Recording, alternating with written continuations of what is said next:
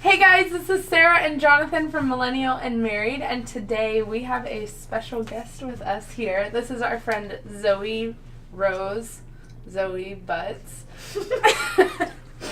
And today we just thought it'd be super fun to bring her along and talk to her about being a millennial and relationships and all that kind of stuff. So let's get started.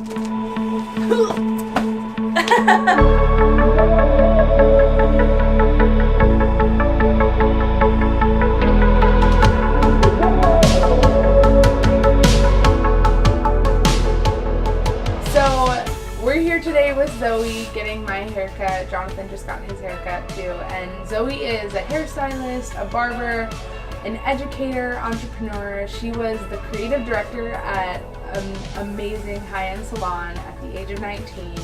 And she's just done a lot of awesome things in her short years of life thus far and amazing things to come. So since she's a millennial, we just really wanted to get together with her and have a conversation, because we love doing that with other millennials. So Zoe, yes. I want you, seeing that you are so acclimated to being a hairstyling professional, I think I used the wrong words. You're really good at doing hair. Let's just put it in simple terms. Yeah.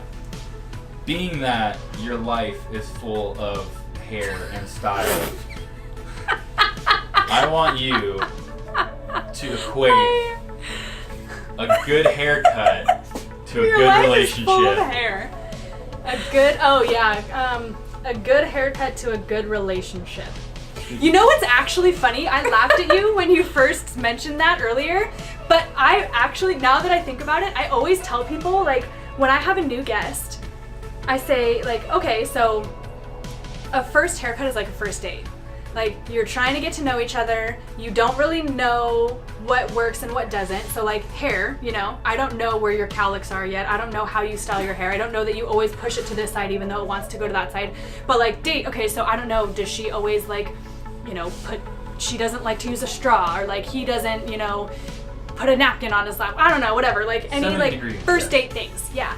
So it's like a first date, and, you know, if it goes well, we'll have a next date. And maybe there's some little things that didn't go right or that didn't work out, but then by the second date, it gets better. Then by the third date, it's even better. And then after the fourth, fifth, sixth date, fourth, fifth, sixth haircut, it's like you're already gelling. You know, you sit down, you don't have to say anything. I already know, okay, there's a weird spot over here. She likes it when it does this. She's gonna tell me she wants it this short, but she really wants it this long. Like, that's the kind of thing. And I actually use that comparison a lot, because it's like, it's very true. Like, we're getting to know each other. I'm getting to know your hair. It's the first time I've touched it. It's the first time I've done anything. I could think your hair's straight and then get it wet and it's curly.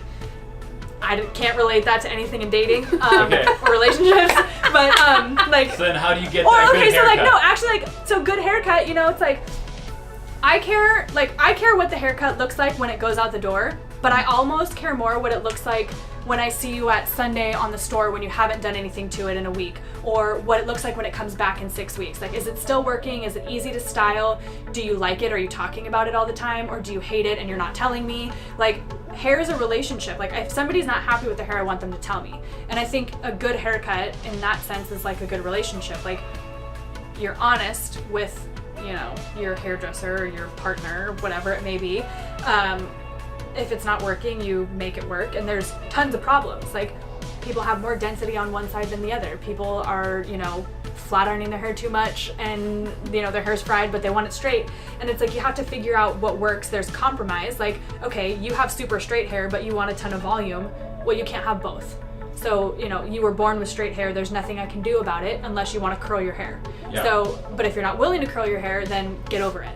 Like, you can't have your cake and eat it too. And I think that's kind of how it is with relationships. Like, you have to compromise. Yeah. So I don't know, this is all like a total jumble, but to me that, it like makes sense. You know, like, a good haircut lasts and it grows with you and it grows into something good. Ooh. Like, right? Yeah. So if you have a good haircut, it looks great when you leave, but it should still look good in 6 weeks and still be easy to style and work in 6 weeks. Like, a good haircut looks good when it walks out the door. Mm-hmm. A great haircut looks good when I haven't seen you in 3 months, and it still is okay. So I think that, like, longevity and functionality.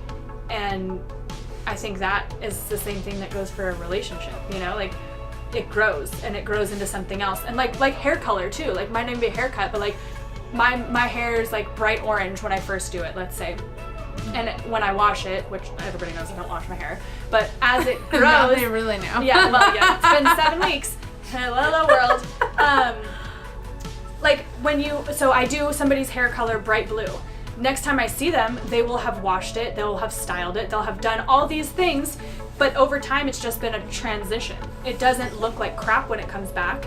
It's just different. It's been a journey. So it started bright blue and now it's pastel blue. Yeah. And it's a transitional journey. Like it's not bad. It wasn't better before. Now it's just different and it's changed, but it still works. Yeah. Oh my goodness. So, okay, conflict resolution.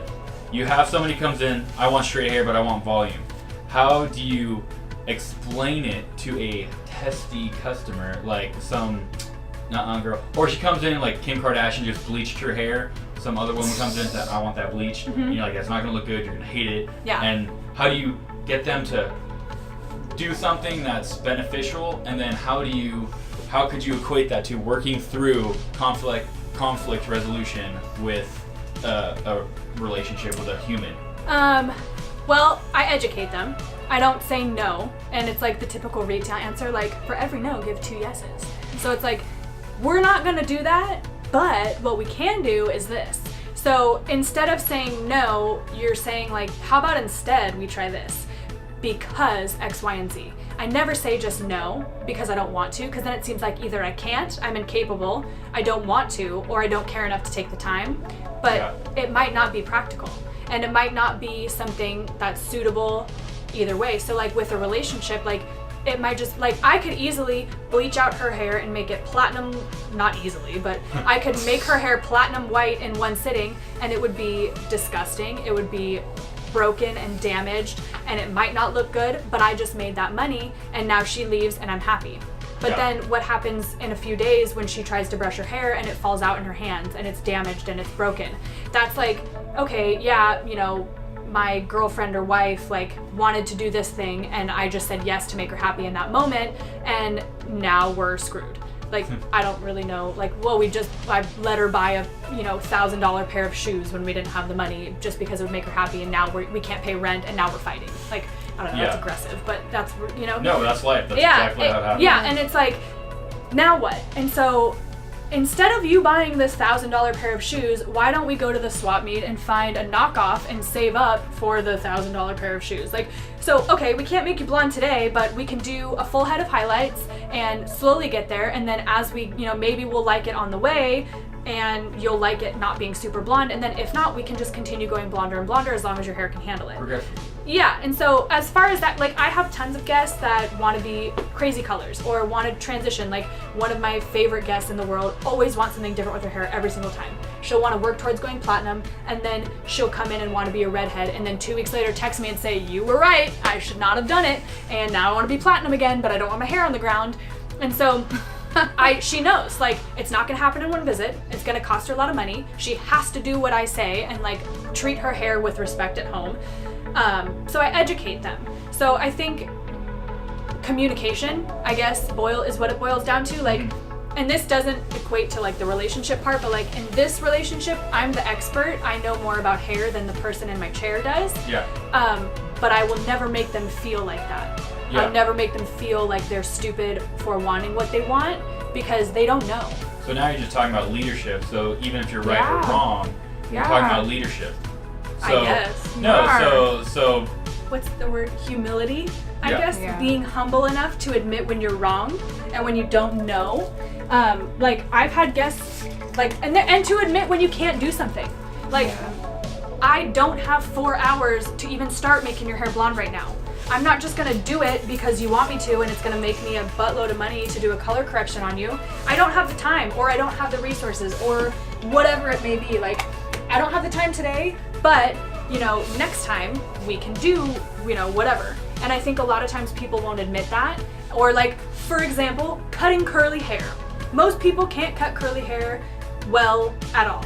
And they'll do it because they just cut it, they think it's the same, or they don't want to tell their client, like, no, I don't know how to cut curly Don't do hair, I'm that sorry. Or they just go for it and think that it'll be fine. And that's not fair. And you should be able to say like, you know what, I'm not great at curly hair and I think somebody else would be better suited for you, so I'm not gonna do it. But again, they're not gonna make that money in that moment. But it's an integrity thing. So I think it's like honesty, integrity, and communication. And on the other hand, like I have like, let's say I learn a new technique or something and I want to try it. I have somebody that I know I really want to do it on. I'll tell my guests like, so I just took this class and I learned this thing and I did it on a doll head and I think it would work on your hair. But again, I've only done it on a doll head. Is it cool if I try it on you? More often than not, they're like, yeah, sure, go for it. But if I would just do it and it didn't turn out right, and then at the end I said, oh yeah, so I just did that at a class and I've really never done it on a human before, they'd be pissed.